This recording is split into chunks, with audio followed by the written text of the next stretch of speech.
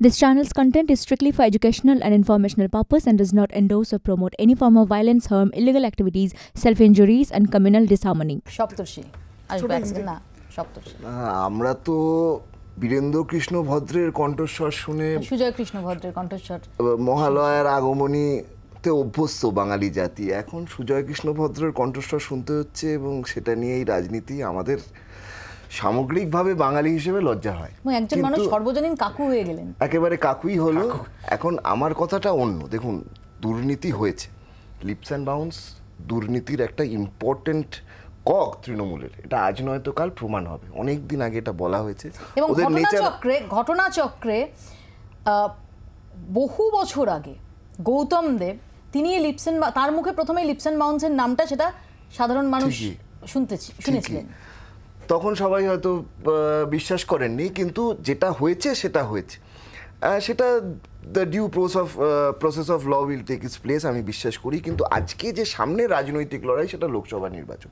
শুভেন্দুবাবু কটা কথা বললেন যে অভিষেকের কপালে দুঃখ আছে, বলছেন ঠিকই, কিন্তু নির্বাচনে, লোকসভা নির্বাচনে ওয়াক ওভার দিচ্ছেন। এমন একজন ক্যান্ডিডেটকে দাঁড় করাচ্ছেন যাকে কেউ চেনে না, এতদিন পরে দাঁড় করাচ্ছেন, যাতে অভিষেক বন্দ্যোপাধ্যায়ের পক্ষে সুবিধা হয়। সুবিধা হবে না, অভিষেক বন্দ্যোপাধ্যায়ের সাথে লড়াই প্রতিকূলেরই হবে, ওখানে বিজেপি ওখানে ফ্যাক্টর হবে না। কিন্তু এই ডাবল স্পিক, এই হিপোক্রেসি, এই সেটিংয়ের রাজনীতির বিরুদ্ধে বাংলার মানুষ গর্জে উঠবে এবং এই কাকু ঠাকু যা আছে আজ নয়তো কাল জেলে যাবে। ইন্টারেস্টিং একটা ব্যাপার, মৌপিয়া ঠিক নির্বাচনের আগে আমরা দীর্ঘদিন ধরে অপেক্ষা করেছি, মানে এটা একটা অদ্ভুত হাস ব্যাপার রয়েছে, দীর্ঘদিন ধরে একটা কালচার হয়েছে ফরেন্সিক ল্যাবরেটরিতে ভয়েস, এবং এটা একটা আমার মনে হয় ভারতবর্ষের ইতিহাসে সম্ভবত প্রথম একটি ঘটনা যেখানে রাজনৈতিক একটা চক্র জড়িয়ে আছে শুধু কারোর কণ্ঠস্বরের পরীক্ষা করবার জন্য। বাস্তব অবস্থা তাকে বাঁচাবার কী প্রয়াস আমরা দেখেছি, তাকে এসএসকেএম হসপিটালে কতদিন রেখে দেওয়ার চক্রান্ত আমরা দেখেছি, তারপরে প্রমাণিত হলো সেটা সত্যি। আরেকটি দিকে আমি দেখলাম একটা স্মার্ট ডিপার্চার।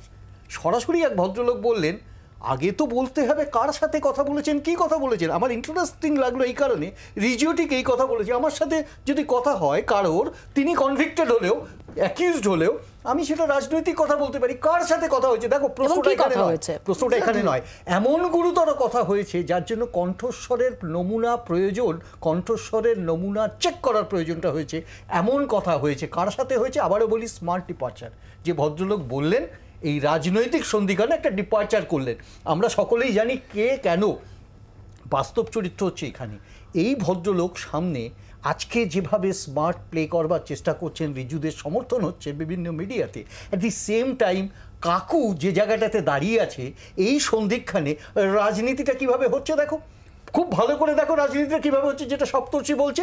আমি আবারও বলছি, এই কাকুর কণ্ঠস্বরের নমুনাটাও রাজনীতির একটা অঙ্গ এবং নির্বাচনের একটা অঙ্গ হয়ে দাঁড়াচ্ছে। আচ্ছা, আমার কথা হচ্ছে কাকু মামা কণ্ঠস্বরে I am least bothered, but আমার প্রশ্ন চন্দন, তুমি লিস্ট বদার্ড হলে আমি এবার আমার কোর্ট হয়নি, তোমার লিস্ট বদার্ড হলে কি হয়েছে, ইডি কোর্ট তাদের ব্যাপার, আমি তো রাজনৈতিক দলের সেখানে তুমি সেটা বলবে। আমার কথা হচ্ছে এই যে ধরুন রাহুল গান্ধী এসএসকেএমে কেন কিছু না, রিজুদা লিস্ট বদার্ড আমি কি উত্তরটা দেব, উত্তর দিতে গেলে তুমি যে আঙ্গিকে উত্তর দিচ্ছ চ্যালেঞ্জ হয়ে গেছে, আমি যে উত্তর দিচ্ছ তাতে চ্যালেঞ্জ হয়ে গেছে তো ঠিক যেমনি রিজুদা লিস্ট বদার্ড, কিন্তু ভাইপো বন্দ্যোপাধ্যায় এতটা বদার্ড হয়ে গেলেন কি করে? রিজু বলো। আমার প্রশ্নটা হচ্ছে যে ঠিক একইভাবে চন্দনদা যখন ন্যাশনাল হেরাল্ড কেসে রাহুল গান্ধীকে ডাকা হয়েছিল, তার সাথে অবশ্যই, কিন্তু তার সাথেও নিশ্চয়ই লোকসভার বিরোধী দলনেতা অধীর চৌধুরীরও বারংবার কথা হয়েছে। এবার ধরুন অধীর চৌধুরী রাহুল গান্ধীকে যদি অ্যারেস্ট করে, তাহলে কি অধীর চৌধুরীকে অ্যারেস্ট করা উচিত? শুধু কথা হয়েছে বলে প্রসঙ্গে কি কথা হয়েছে, কোন প্রসঙ্গে কণ্ঠস্বর আছে, এগুলো তো মানুষের জানা। কোন প্রসঙ্গে আমরা একটা না কণ্ঠস্বর আলোচনা দরকার ছিল, একটা কানেকশন ঠিক আছে, আমরা যে আলোচনাটা করছিলাম কারণ ঠাকুর ঘরে কে আমি তো কলা খাইনি। বাংলার আওয়াজ, বাঙালির আবেগ, জি 24 ঘন্টা।